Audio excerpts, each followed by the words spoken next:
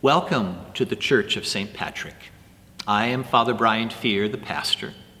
We are gathered here in the main church before the start of our Easter Sunday celebration. We are here because this is the heart of our parish, the one location where we gather for the most important faith moments: baptisms, first reconciliations, first communions, weddings, funerals, and especially the holy sacrifice of the Mass. Before we commence with our Easter Sunday Mass, I want to take a few moments to address a crisis this parish is facing.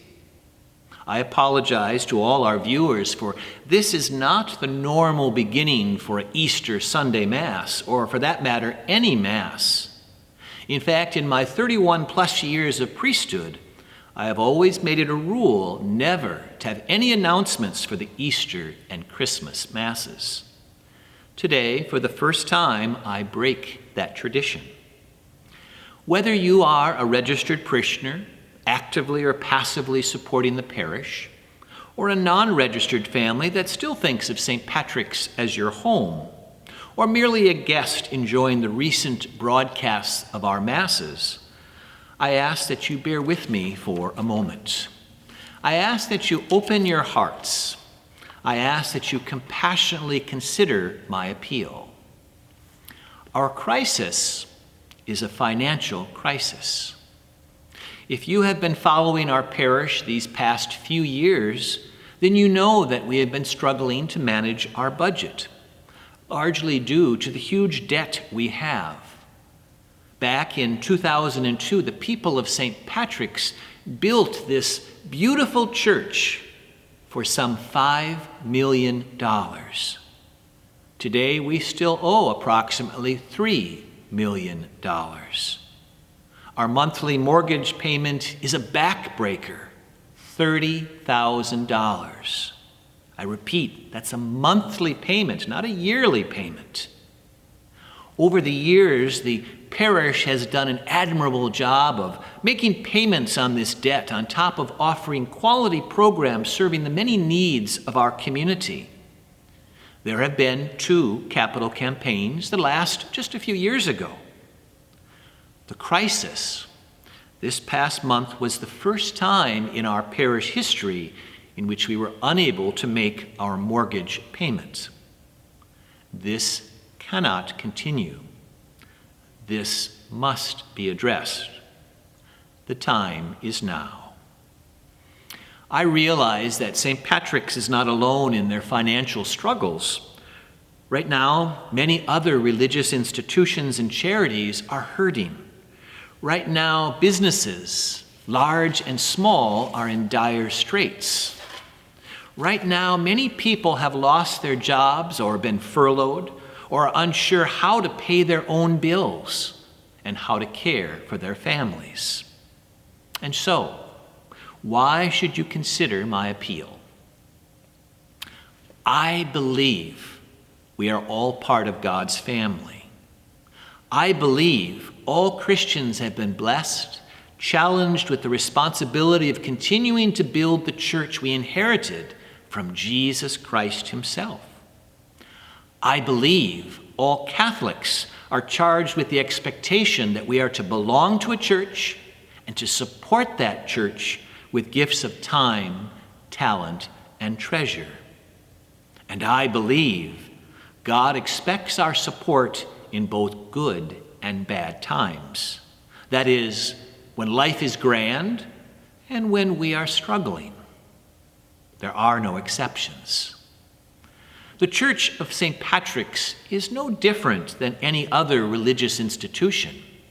1/3 of its members support 80% of our needs, another 1/3 support the remaining 20%, and 1/3 of its members provide no support. This breakdown should concern all of us. For one day, we all will face our particular judgment. We will stand before our God and be held accountable for our life here on earth, especially how we responded to Jesus' mandate to support the church. Be aware now that a response of, "I didn't know," will not be acceptable. One of the responsibilities I, as well as all religious leaders, have is to do our best to inform everyone of this mandate and their own personal responsibility. My efforts these past 2 years have included, first, periodic financial letters to all parishioners from myself, the staff, and other parish leaders. Second, weekly offertory giving and budget numbers in the parish bulletin. And third, the all-parish meetings we held this past January, in which parish leadership clearly detailed our current struggles and future plans. All parishioners were given the financial picture of the parish. My final effort is for me to address you directly today. This is a task no pastor ever wants to do, especially on Easter Sunday. I can assure you that our budget has undergone some serious belt-tightening these past months.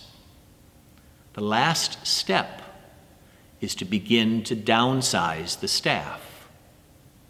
While I believe that we already have the minimum staff to handle the workload demanded of our various parish ministries, and that our current staff is doing some phenomenal work, there still need to be some additional cuts.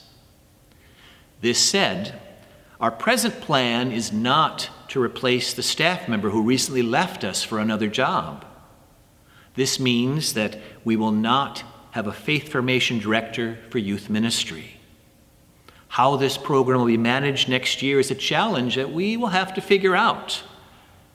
The bottom line, this is truly a gut punch to our program. I pray you all realize that such a decision does not send a good message to our remaining staff. In fact, in my experience from previous pastorates, such a decision is a morale killer for the staff. Sadly, we have no choice. Know that this decision will not surprise the staff nor the parish leadership.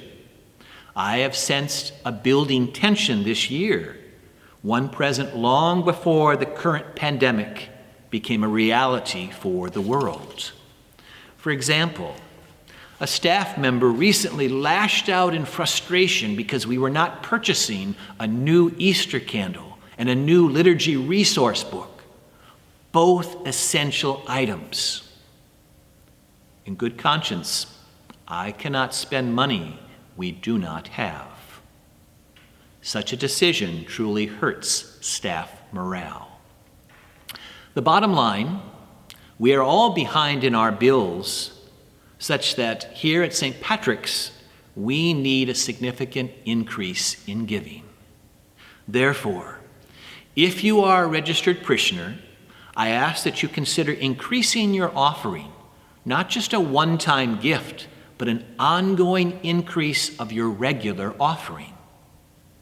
If you consider St. Patrick's your home parish, but have not registered, in fact, we have 1,000 registered families, and I estimate there are an additional 1,000 unregistered families who occasionally avail themselves of our services. This is not right. Thus, if you are one of these families, I ask that you register and start regularly supporting our parish. And finally, if you are a non-parishioner who is merely enjoying our broadcasts, I'm appealing to your generous heart to consider a financial donation to the Church of St. Patrick. Know that the Church of St. Patrick will continue to function for many years to come. My only hope is that I am not the only staff member here to handle all the work. Thank you for taking time to listen to my appeal. May God bless you and your family this Easter season.